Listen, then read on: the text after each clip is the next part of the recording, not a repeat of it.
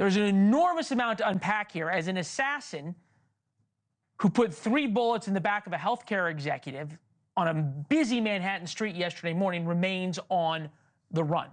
Dr. Oscar Odom, former NYPD detective, now teaches public safety at the University of Virginia. Tim Gallagher, FBI special agent in charge in both Washington and the Newark field offices throughout his career. Gentlemen, both of you are awesome to be here. Thank you very much. Tim, I want to start with you in this idea of motive.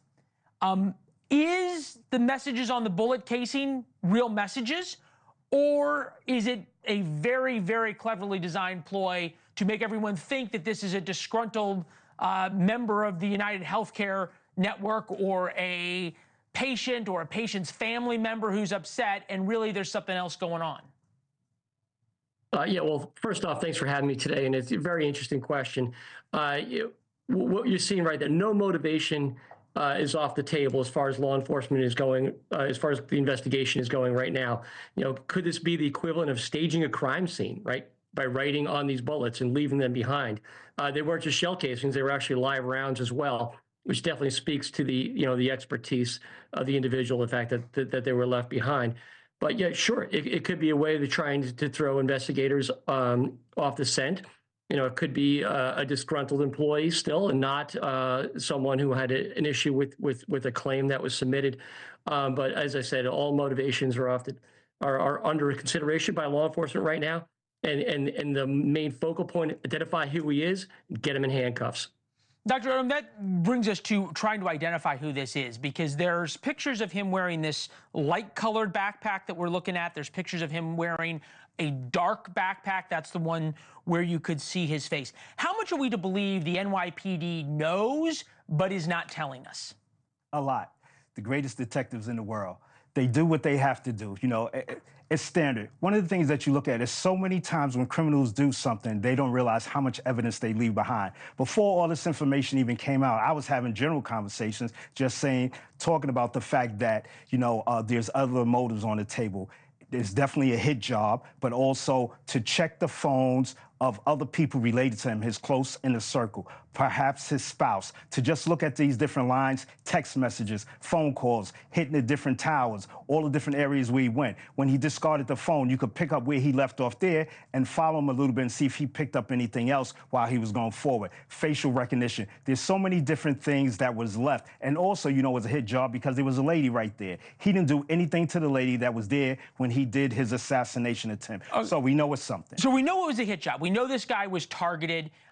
He was there for Investor Day. The time and place of Investor Day was not released until a couple of weeks before. So somebody had to be trying to set this up.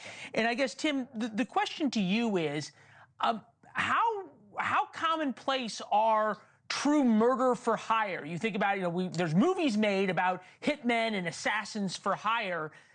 When you take a look at the whole spectrum of evidence we have so far, is that what this looks like, or is that sort of what everyone wants it to be because it makes for a better story? Sure. You know, that whole narrative of murder for hire is, in fact, very rare. You know, in my 20 years in the FBI, rare. More often than not, you know, in a murder for hire, the person who's hired is an undercover agent or an undercover police officer who is hired by the target. So, but you mean like a sting operation? You know, someone tries to hire somebody, but then gets found out and gets arrested before there's actually a real assassin hired. Steps in, and offers their services, and accepts payment, and then the target gets arrested at that point. So as we said, everything is still on the table at this point. This could, in fact, be the case here, but it is, in fact, extremely rare. Just from your experience, because in terms of murder for hire cases, the FBI is the people who are at the forefront of those investigations.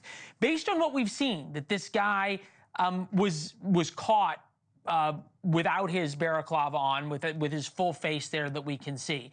The fact that there were shell casings left, the fact that the weapon jammed a couple of times, leading us to believe he hadn't fired that weapon with that ammunition before to see how it would react. The fact that he missed center mass on his first shot, the fact that he didn't walk all the way up within a couple of inches of his target, so he was sure to hit on the first shot. Does that seem like this is a quote unquote true professional? Yeah, obviously some of the tradecraft that you just cited there is not only leaves evidence, but it creates a trail. Thanks for watching. Go to joinnn.com to find NewsNation on your television provider.